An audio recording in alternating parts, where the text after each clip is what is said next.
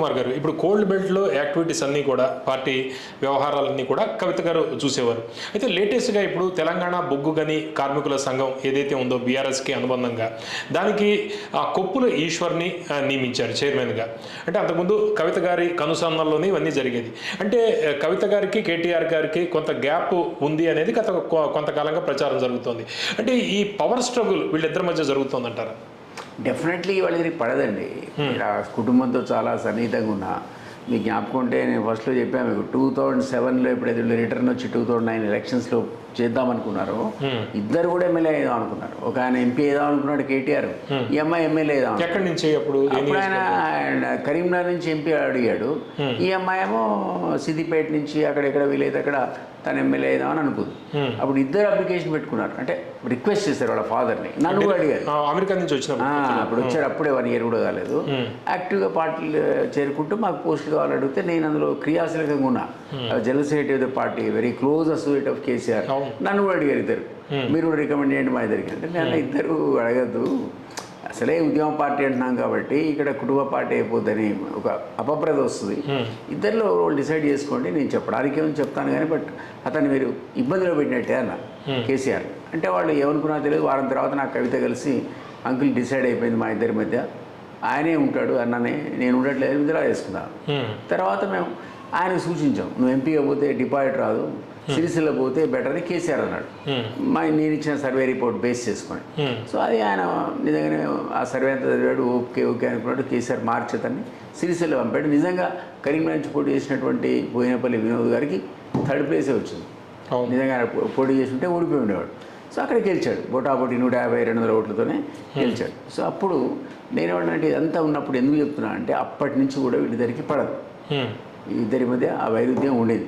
Next ఎప్పుడైతే ఆమె Nizamabad seat వచ్చే పరిస్థితి వచ్చిందో ఆ టైంకి ఆమె జాగృతి లేపింది, బతుకమ్మలు లేపింది, తనతో ఉన్నటువంటి ఒక ఆర్గనైజేషన్ స్కిల్ చూపించింది. మామూలు లీడరా లేదా? సో అట్లా ఎమర్జ్ అయ్యి అసలు ప్యారలల్గా టీఆర్ఎస్కు ప్యారలల్గా జాగృతి నిర్మాణం చేసిన గ్రామ స్థాయిలో కూడా ఆమెకు అధ్యక్షుడు ఉండేవాడు. ఈ చూసిన తర్వాత కేసీఆర్ డెఫినెట్లీ నిజామాబాద్ సీట్ అనేది క్వశ్చన్స్ చేయకుండా ఇచ్చేసాడు. నెక్స్ట్ గెలిచిందా? అప్పటి నుంచి కూడా వీళ్ళకి పడదు అని చెప్పడానికి చెప్తున్నాను. ఏ సందర్భంలో అన్నకు ఈ చెల్లెలకి అంత పెద్ద సఖ్యత లేదు.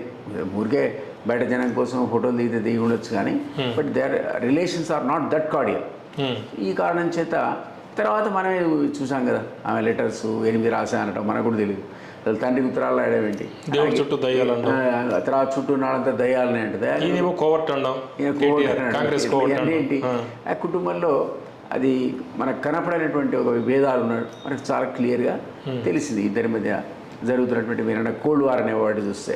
So that is the reason she is frustrated.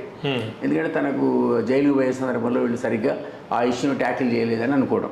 But ఇంతకుముందు మనం అనుకున్నట్టు వాళ్ళ మీద వస్తున్నటువంటి కేసులు, రకరకాల అభియోగాలు, ఈడీ సంబంధించేటువంటి ఒక నీడ ఇవన్నీ ఉండడం వల్ల కేసీఆర్ అనేవాడు ఈ రోజుల్లో, కేసీఆర్ సంగతి దేవుడరు, కేటీఆర్ అనేవాడు ఇది ప్రో బీజేపీగానే ఉంటున్నాడు. రాబోయే రోజుల్లో ఆయనే అధ్యక్షుడు అని చెప్పుకున్నాడు కాబట్టి వరంగల్ సభలో ఆయన ప్రో బీజేపీ కనపడుతున్నాడు. ఆ ప్రో బీజేపీ వల్ల ఈ కేసుల యొక్క ఇంపాక్ట్ అనేది తప్పించుకోవాల్సింది వాళ్ళ క్యాలిక్యులేషన్. సరే నిజంగా తప్పించుకోగలుగుతారా లేదా, వాళ్ళు చేరినంత మాత్రాన కేసులు పోతాయా లేదా అని వాళ్ళు చెప్పలేం కానీ బట్ వాళ్ళ ఇప్పుడున్న పరిస్థితుల్లో వాళ్ళకు ఉన్నటువంటి ఆప్షన్ అది ఒకటేలాగా కనపడుతుంది. ఆ దిశగా అడుగులు పడితే అది ఆ అమ్మాయికి నచ్చట్లేదు.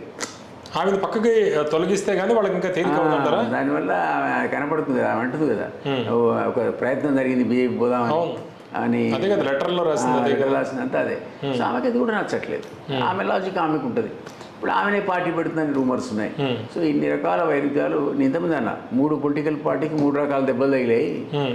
కాంగ్రెస్కు రకమైన దెబ్బ, ఈమెకేమో ఈ మన జాగృతి దెబ్బ బీఆర్ఎస్కి, ఇటు బీజేపీకి అగ్రనేతల మధ్య చిచ్చు.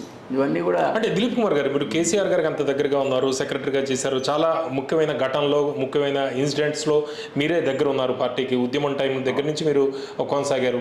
ఇప్పుడు లేకపోయినా కూడా జనరల్గా ఆయన కేసీఆర్ గారి దగ్గర, మీరు ఇప్పుడు ఆయన దగ్గర లేకపోయినా కేసీఆర్ గారు వ్యవహార శైలి ఇటువంటి ఇష్యూల్లో ఎలా ట్యాకిల్ చేస్తారు? ఈ కవిత ఇష్యూలో ఎందుకు ఆయన ఫెయిల్ అవుతున్నారా లేకపోతే ఎట్లా? పట్టించుకోవడం ఫెయిల్ లేదు, పోవట్లేదు, ఆయన పట్టించుకోవడంతే. మీరు నమస్కారం పెట్టి మీరు ఉండాల్సింది అందులో తప్ప రేపు కూడా నువ్వు రా అని చెప్పే పరిస్థితి ఉండదు అక్కడ. మనమే నమస్కారం పెట్టాలి, మనం పోతుండాలి, మనం వచ్చేస్తుండాలి అంతే. అరే అడిగాడు సార్ దిలీప్ కుమార్ అయితే పవన్ గారు ఒకసారి పిలిస్తే అయిపోతుందని మీరు చెప్పండి, అసలు పిలవడారు. ఇంకా బిగుసిపోతాడు సలహా చెప్తే. హాస్టల్ కూతురైనంతే, కొడుకైనంతే, ఆ ఉన్నవాడు ఉండాలి తప్ప కాస్త తోక దాడిస్తే ఇగ్నోర్ చేస్తాడు అతను. ఆ స్టైల్లో ట్యాకిల్ చేస్తాడు ప్రజలు అదేంటో అని. సో ఒక టిపికల్ యాటిట్యూడ్ వస్తుంది. ఏ కారణం చేస్తాడో తెలియదు. ఇప్పుడు ఆమె ఎంతగానో జైల్లో ఉండేది ఉండి ప్రెస్ కూడా రాడా, క్రిటిసైజ్ చేయడా, ఇప్పుడు లాస్ట్ ఎప్పుడు చెప్పాడు. కవిత జైల్లో ఉన్నప్పుడు హరీష్ కేటీఆర్ వెళ్ళారు కానీ కేసీఆర్ వెళ్ళలేదు. ప్రెస్కే రాలేదే. ఎప్పుడో ఒకసారి పోలే ఎక్కడో అన్నాడు, కడిగిన ముత్తిలా బయటకు వస్తుంది నాకు కూతురు అన్నాడు తప్ప స్పెషల్ ప్రెస్ పెట్టి అసలు వెంటనే ఆయన ప్రెస్ మీట్లో రాలేదు. సో అదొక టైప్ అతను ఎందుకు చేస్తాడంటే మనకు అర్థం కాదు. కానీ నేను అంతకాలం 6-7 ఏళ్ళు ఆయన సన్నిహితంగా ఉన్నా, ఆయన నాకే అర్థం కాలేదు. స్ప్లిట్ పర్సనాలిటీ అది ఆ మాట అనకూడదు కానీ స్ప్లిట్ పర్సనాలిటీ. మీకు తెలుసు స్ప్లిట్ పర్సనాలిటీ ఉంటుంది అంటే ఒకసారి యాక్టివ్ ఉంటాడు, మిగతా 6 నెలలు బ్రహ్మాండంగా ఉంటాడు, 6 నెలలు పడుకుంటాడు పోయి. మీరు అపరిచితుడు పుస్తకం కూడా రాశాడు రామురేమో. నేను బుక్కే రాశాను అపరిచితుడు అని, చాలా పాపులర్ బుక్ అది. అందులో ఆ క్యారెక్టర్ అంతా అలై చేశాను. అపరిచితుడు అతను, మీరు అనుకున్నట్టుగా ఉండడు ఆయన. మీరు ఊహించేది ఒక కేసీఆర్ ఉంటాడు, లోపల ఇంకో కేసీఆర్ ఉంటాడు. అంటే కవిత ఏంటి, కవిత భవిష్యత్తు ఏం కావాలి? కవిత నేనైతే పార్టీ పెడుతుంది అనుకుంటా. ఆ పార్టీ ఏముంటుంది ఫ్యూచర్ అని మనం చెప్పలేం. కానీ ఈ రోజులో పార్టీ పెట్టాలి, మీరు డబ్బులు ఉండాలి, మీకు వాయిస్ ఉండాలి, ఆ రెండు ఉన్నాయి. డబ్బు ఉంది, బాగానే ఉందా డబ్బు? నేను అనుకుంటున్నా ఇప్పుడు ఆ ఫ్యామిలీకి మనం ఇన్ని రకాల అభియోగాలు 10 ఏళ్ల నుంచి తిడుతూనే ఉన్నాం కదా, అవినీతి మనం చెప్పడం ఏంటి? రాజీవ్ సర్దేశాయ్తో కేసీఆర్ అన్నాడు, ఒకవేళ జనరల్ ఎలక్షన్స్లో వచ్చే సందర్భంలో థర్డ్ ఆల్టర్నేటివ్ క్రియేట్ అయితే ఆ ఫ్రంట్కి కనుక నన్ను కన్వీనర్ పెడితే ఎంటైర్ కంట్రీలో ఎలక్షన్కి ఖర్చు నేను పెట్టుకుంటాను. అఫీషియల్ కాదు, అన్అఫీషియల్ కూడా. కంట్రీ మొత్తానికి ఎలక్షన్ ఖర్చు పెట్టుకోవడం ఏంటంటే అది సాధ్యపడుతుంది ఎవరికైనా? అంటే ఒక వ్యక్తి ఆ స్టేట్మెంట్ ఇచ్చిన రాజీవ్ సర్దేశాయ్ లాంటి సీనియర్ జర్నలిస్ట్ ఆ మాట అన్నాడంటే ఎన్ని పైసలు ఉంటే ఆ మాట కేసీఆర్ అనాలి. అది జరగలేదు. ఆ ఫ్రంట్ కన్వీనర్ ఎవరు ఒప్పుకోలేదు.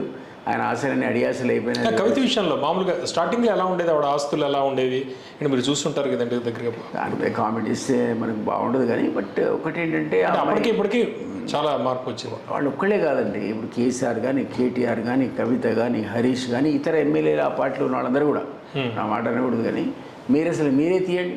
మీరు మీడియాలో ఉన్నారు కదా, ఫస్ట్ ఆ పార్టీలో నామినేషన్ చేసినప్పుడు 2004లో ఎవరెవరు ఉన్నారు, వాళ్ళ అఫిడవిట్స్లో ఉన్న ప్రాపర్టీస్ ఏంటి, 2024కి వచ్చేవరకు వాళ్ళ ప్రాపర్టీస్ మీద స్టడీ చేయండి. అసలు నా చెప్పండి, ఇట్లా హ్యూజ్ ఇంక్రీజ్. ఏ బిజినెస్ చేయకుండా అంటే రాజకీయం చేస్తే అట్లా వస్తాయి ప్రజలు వేల కోట్లు. అసలు మీరు అఫీషియల్ ప్రకటించుకున్నారు వాళ్ళు. మీరు ఆ ప్రాపర్టీస్ ఎవరు డాక్యుమెంట్స్లో పెట్టాడు, జడ్సన్ ఎవరిది ప్రాపర్టీ ఎక్కడ ఎంత ఉందని. ఈయన ఇదే సీఎం రకరకాల డాక్యుమెంట్ రిలీజ్ చేశాడు, ఇక్కడ ప్లాట్ అక్కడ ప్లాట్ అని ద్రోహులు ఎగిరేశాడు వాళ్ళ ప్రాపర్టీస్ మీద, ఫామ్ హౌస్ల మీద. ఫామ్ హౌస్ లేవు కదా వాళ్ళు ఇండియాకి వచ్చినప్పుడు. ఒక్క కేసీఆర్గా ఇక్కడ ఉండేదిగా ఒక ఇల్లు తప్ప, జగన్నాథ్ మందిర్ సైడ్ వెనక సైడ్ నందినగర్ దాంట్లో ఇల్లు తప్ప ఏముంది ఆయనకి సార్? అట్లాంటి కేసీఆర్కి ఇంత శక్తి ఎక్కడి నుంచి వచ్చిందంటున్నాను. ఇవన్నీ అవినీతి సొమ్మే కదా. అంటే ఫైనాన్షియల్గా కూతురు కూడా ఆ శక్తి ఉంది, అందరికి వచ్చింది. అంటే కొద్దిగా వేల కోట్లు కావాలి కదండి. మీరు ఇప్పుడు చెప్తున్న ప్రకారం పార్టీ పెట్టే శక్తి సామర్థ్యాలు కూడా ఉన్నాయంటున్నారు. ఆ శక్తి అనుకుందని అనుకుంటున్నాను.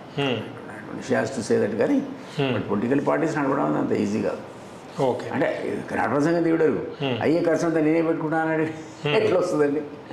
సో ఆ శక్తి ఉంది కాబట్టి, వాక్చాతుర్యం ఉంది. ఈ నలుగురు కూడా బ్రహ్మాండమైన మాటల పోచక్కలే. అది కేసీఆర్ కావచ్చు, కేటీఆర్ కావచ్చు, హరీష్ కావచ్చు, కవిత కావచ్చు. మీకు అనుమానం లేదు వాళ్ళంత అద్భుతంగా కమ్యూనికేషన్ స్కిల్స్ ఉన్న వాళ్ళు తక్కువ మంది పాలిటిక్స్లో. ఇది ఉండంగా డబ్బులు ఉన్నాయి, మీకేం కావాలి? ఇప్పుడు అవకాశం కావాలంతే. అవకాశం వస్తే పెట్టేస్తారంటున్నారు. అందరు పెట్టకపోవచ్చు, అందరికీ ఆ జీలు ఉండాలని లేదు కదా, కొందరికి ఉంటుంది. ఆ అమ్మాయి ఓపెన్గా చెప్తోంది, she may start A party indication ఉంది. దాంట్లో భాగంగా మరి మనం చూస్తాం కొత్త పార్టీ. ఓకే.